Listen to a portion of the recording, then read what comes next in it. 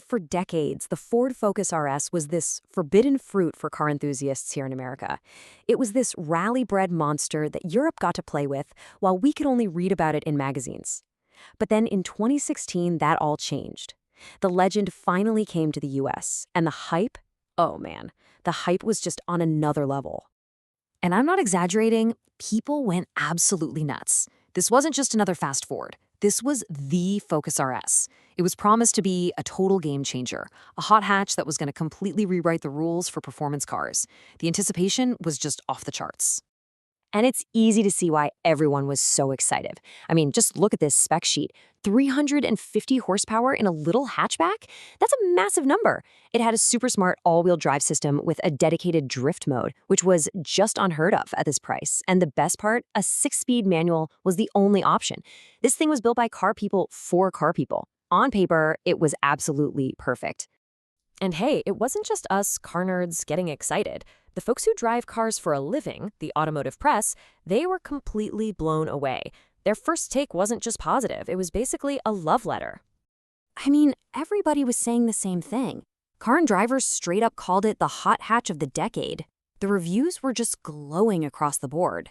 It really seemed like Ford had done it. They'd built an instant classic that lived up to every single bit of the hype. So you've got the perfect specs, rave reviews. It was a legend we'd all been waiting for. And then, people actually started to own them and drive them every day. And that's when a really, really scary pattern started to emerge, one that would end up defining this car's entire story. It all boiled down to one single catastrophic problem, a critical design flaw buried deep inside the engine that had the power to turn this ownership dream into a complete and total nightmare. Head gasket failure. Turns out, Ford basically used the wrong part for the engine, causing the seal between cylinders 2 and 3 to fail. This allowed coolant to leak directly into the engine, causing white smoke, overheating, and if you didn't catch it in time, a completely destroyed engine. It was the car's fatal flaw. But here's the crazy part. Not every car was a ticking time bomb. The early models, from 2016 into early 2017, got that original flawed gasket, putting them at a super high risk. It was only later on that Ford quietly switched to a revised part, which made the late 2017 and 2018 cars much safer. It was literally a game of production date roulette. And Ford's reaction to all of this, well, it didn't exactly help things. At first, they pretty much just denied there was a big problem. Then, as more and more owners complained, they put out a TSB, which is basically just a memo to their mechanics. It took a full-blown class action lawsuit to finally force them to offer an extended warranty for the issue. Early owners really had to fight to get it fixed. So here's the bottom line, and this is the crucial part. If you buy an RS today and it's not covered by that special warranty, a head gasket failure means you are staring down a $3,000 to $5,000 repair bill, all out of your own pocket. Ouch. And if you thought the head gasket was the only thing to worry about, I've got some bad news. That's the big one for sure, but there are a few other expensive surprises that anyone thinking about buying an RS needs to know about. Yeah, the problems don't stop there. That fancy all-wheel drive system can fail. And guess what? That's another $3,000 to $5,000, especially if the previous owners skipped the specialized fluid changes. The clutch can wear out pretty quick, setting you back up to $2,500. And because it's a modern direct injection engine, it needs an expensive carbon cleaning service every so often. The bills can really stack up fast. And even if nothing major breaks, just the normal wear and tear items are shockingly expensive. Just look at this. A full brake job can run you up to $2,500. A single one of those sticky tires can cost as much as $500. And that special all-wheel drive service costs hundreds every 20,000 miles. This is not a cheap car to keep on the road.